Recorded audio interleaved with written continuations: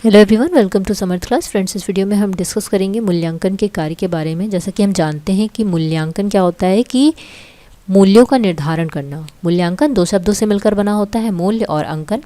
तो मूल्यांकन का जो शाब्दिक अर्थ है वो ये है कि किसी वस्तु या व्यक्ति या किसी स्थिति में गुण और दोषों की विवेचना करना, उसके संबंध में सही निर्णय करना या फिर उसके वास्तविक मूल्य का निर्धारण करना। शिक्षा के क्षेत्र में अगर हम समझें तो मूल्यांकन से अभिप्राय छात्रों की शैक्षिक उपलब्धि से है। मूल्यांकन प्रक्रिया में किसी कार्यक्रम के द्वारा प्राप्त उद्देश्यों अथवा उपलब्धियों की वांछनीयता को प्राप्त किया जा सकता है।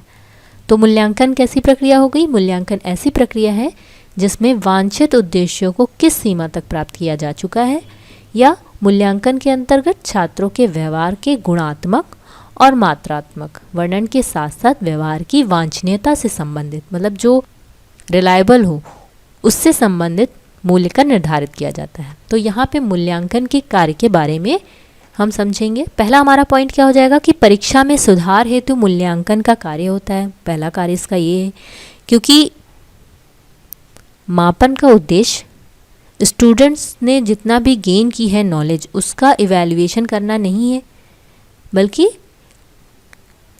परीक्षा प्रणाली में सुधार करना भी है। अब दोनों लक्ष्यों को कैसे हम पूरा कर सकते हैं, इसके लिए हमें परीक्षा प्रणाली में सुधार करने हेतु मूल्यांकन की आवश्यकता होती है। नेक्स्ट पॉइंट है मूल्यांकन द्वारा अनुदेशन की प्रभावशीलता का पता लगाना। किस तरीके से इंस्ट्रक्शन दिए जा रहे हैं, वो कितना इफेक्टिव है, वो मूल्यांकन के द्वारा हम उसको जांच सकते हैं।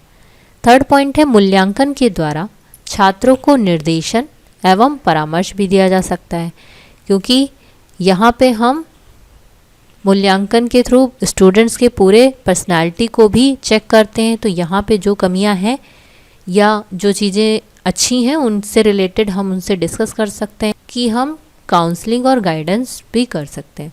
तो यहाँ मूल्यांकन के द्वारा छात्रों को निर्देशन व परामर्श भी दिया जाता है। छात्रों का वर्गीकरण किया जा सकता है, ये भी एक कार्य है मूल्यांकन का, छात्रों का वर्गीकरण। नेक्स्ट पॉइंट है शिक्षण व्यू रचना का विकास करने में मूल्यांकन आवश्यक है।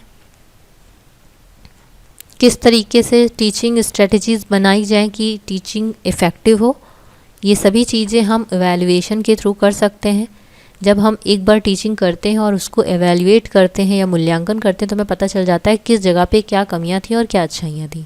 तो इस तरीके से जब हम नई लेसन प्लान या फिर टीचिंग करेंगे तो हम उस चीज़ को वहाँ पे अप्लाई कर सकते हैं कि कौन कौन सी टीचिंग मेथड यहाँ पे लगाया जाए या कैसी स्ट्रेटजीज़ बनाई जाए जो इफ़ेक्टिव हो।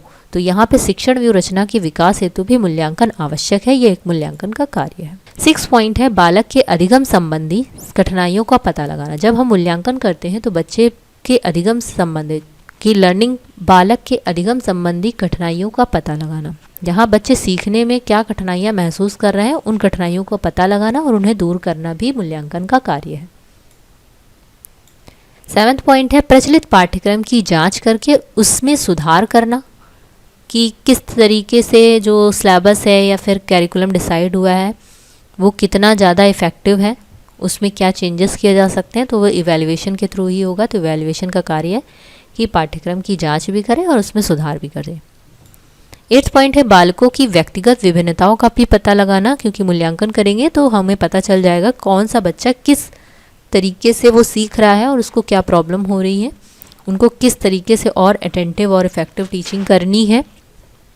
तो यहाँ पे इंडिविजुअल डिफरेंस का भी पता चल जाएगा। 9 पॉइंट है बालक की अधिगम संबंधी नवीन प्रविधियों के निर्माण में सहायता करना।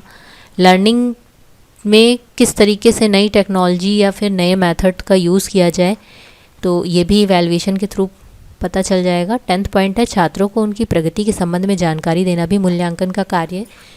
मूल्यांकन का कार्य शिक्षण की प्रभावशीलता को ज्ञात करना है, छात्रों का वर्गीकरण करना है, परीक्षा प्रणाली में सुधार करना है, मानकों का भी निर्धारण करना भी मूल्यांकन का कार्य है कि मूल्यांकन की सहायता से किस प्रकार से जो परीक्षा ली जाती है उसमें किस तरीके से नंबर्स को डिसाइड किया जाए। ये सारी चीज़ें भी मूल्यांकन के अंतर्गत आती हैं। मूल्यांकन का कार्य जो है वो निदान करना भी है कि जो बच्चे कमज़ोर हैं और उनको कुछ प्रॉब्लम आ रही है सीखने में, तो उनको और अच्छे से कैसे समझाया जाए कि उन्हें वो चीज़ें बहुत बेहतर तरीके से समझ में आए, तो उनकी समस्याओं का समाधान करना भी मूल्यांकन का कार्य है। मूल्यांकन का एक कार्य और भी है कि बच्चों को मोटिवेट भी करना, किस तरीके से बच्चे कार्य कर रहे हैं, कैसे सीख रहे हैं, उनसे रिलेटेड सभी तरीके से जो जानकारियाँ होती हैं कि उनको क्या चीज़ें उनको अच्छी समझ में आ रही हैं, क्या चीज़ें नहीं समझ में आ रही हैं, उनका इंटरेस्ट कैसा है, ये सभी चीज़ों को पता करने के बाद उनको और मोटिवेट करना ताकि वो और अच्छे से सीखें और इसी तरीके से जो निर्धारित उद्देश्य हैं शिक्षा के वो भी हमें मिले, वो मूल्यांकन ही निश्चित करता है। तो मूल्यांकन के द्वारा कई चीज़ें हो सकती हैं।